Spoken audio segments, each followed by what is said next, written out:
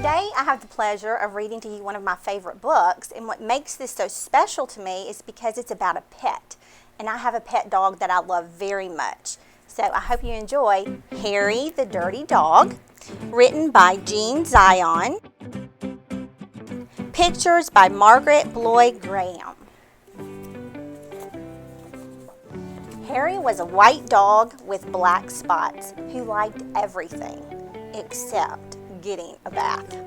So one day, when he heard the water running in the tub, he took the scrubbing brush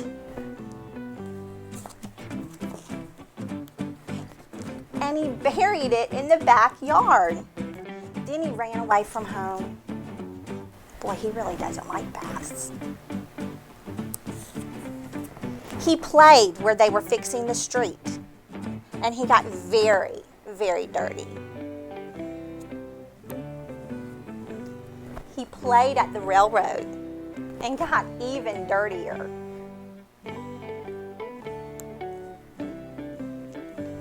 He played tag with the other dogs and became dirtier still.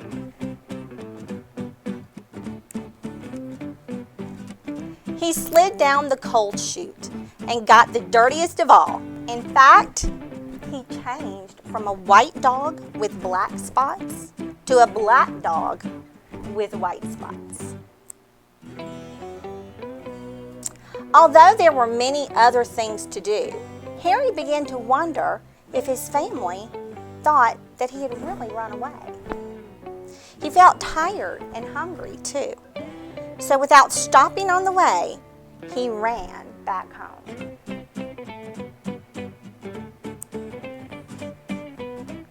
When Harry got to his house, he crawled through the fence and sat looking at the back door. One of the family looked out and said, "There's a strange dog in the backyard. By the way, has anyone seen Harry?" When Harry heard this, he tried very hard to show them he was Harry. He started to do all of his old clever tricks. He flipped, he flopped, and he flopped and he flipped. He rolled over and he played dead.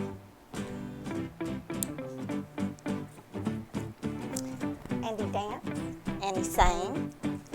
He did these tricks over and over again, but everyone shook their heads and said, "Oh no, it couldn't be Harry."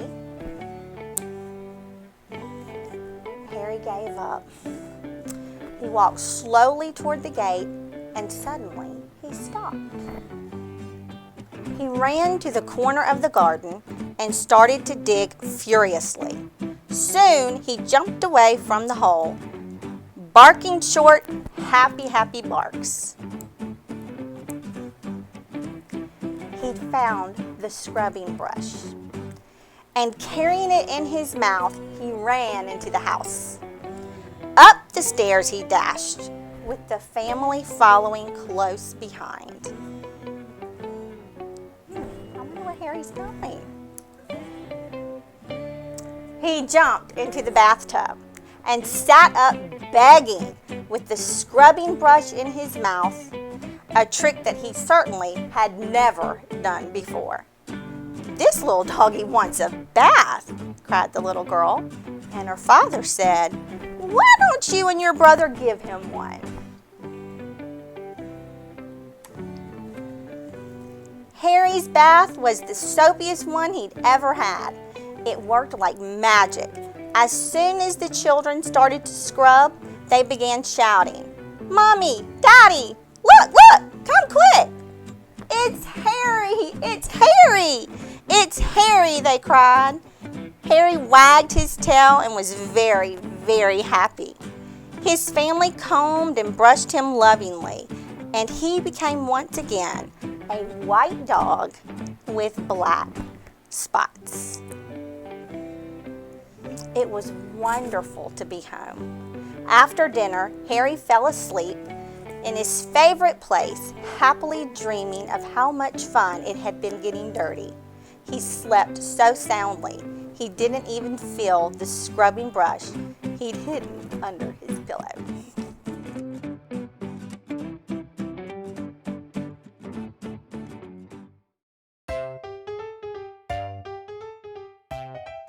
So as you know, Harry had some bad habits and did not like bathing. I have with me Miss Thompson. She's our science curriculum specialist. And she's going to tell us a little bit about what we need to do to make sure that we are washing our hands and how that will keep us healthy. Yes, I am super excited to be here, and it is very important to wash your hands pretty frequently because we want to keep our hands clean and keep the germs and the bacteria away. So I'm going to show you something right here that shows why it's important for us to wash our hands. So this is a little demonstration. I have here just a white plate, and I'm going to pour a layer of water onto my plate until I have just kind of a pool of water. And then I'm going to take some black pepper, and we are going to pretend like these are germs. This is the yucky stuff that we do not want on our hands. And so I'm going to take it, I'm going to sprinkle it all around onto my water. So we're getting lots of germs in there. And I want you, Miss Bellin, to take your finger and stick it into my water and see what happens to your finger. Okay, so I'm going to touch all these germs. Take a look at your finger. Ooh, I have germs all over my finger. So you don't want that. I do not. Okay, so we're going to see what happens when we add a little soap. So I'm going to take a different finger, and let's just put a little soap on your finger, and I just want you to rub it around. My finger? Yeah, rub it on your finger, and then you're going to take it and you're going to just dip it right in the water, and let's see what happens to those germs. Oh my goodness. Do you see how all the germs ran away? Yes. Okay, so and nothing's on my finger. Yeah, it's not on your finger. And so soap has a really cool property, and that's why it's important that when you wash your hands, you don't just wash with water. And when you wash your hands, you want to get them wet, and then you want to put the soap on your hands, not put them immediately under the water, but you want to get soap all over your hands, rub them in, maybe turn off the water while you're rubbing your hands with soap, and then wash them under the water. And you want to do that for at least 20 seconds to get all the germs away. So just running them under the water, that's not enough. It's not enough. Clearly. The germs are going to stay on your hands.